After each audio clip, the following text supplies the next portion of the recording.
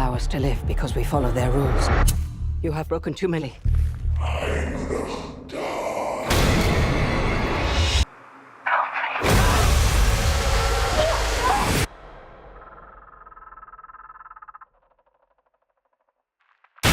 What's going on, guys? I'm back for another review, and today we're going to be reviewing M. Night Shyamalan's daughter's movie, The Watchers.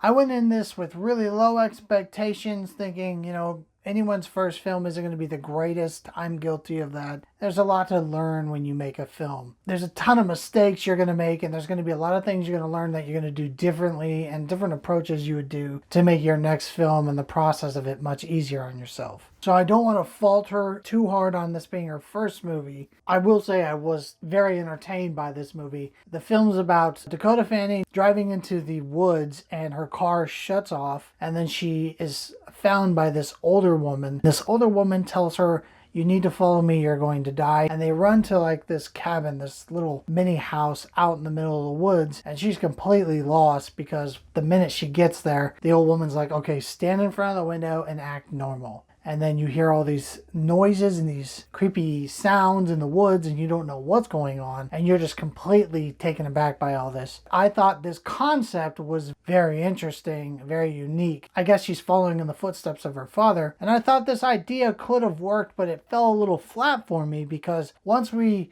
sit into this room with them, the tension builds up. Once you find out that they are creatures and you see them watching them through this window, they do this long pan shot in the back and you just see like the bodies and the dark shadows of how tall they are. It's very creepy and unsettling. And then we find out later in the film the creatures are trying to replicate the humans they're watching through the window, and they're making mistakes, like maybe the eyeballs are too big or they got 3 nostrils because they are trying to form themselves to make themselves look human. I thought all of this concept was awesome. I really enjoyed it. Where the movie falls flat for me is the third act. Once we leave the forest, we actually go into the city with the characters, and that for me just ruined the movie. All the tension's taken away. It was what they did with it. One of the creatures had escaped the forest with them because they were imposing that they were the older woman that was in the movie when the old woman was dead. If the movie just ended with Dakota Fanning investigating this room, learning about what was in the woods, and learning that one of them had escaped and the movie ended, that would have been great. But what ends up happening is we go to a house and there's this really long monologue of the character being like, "You found love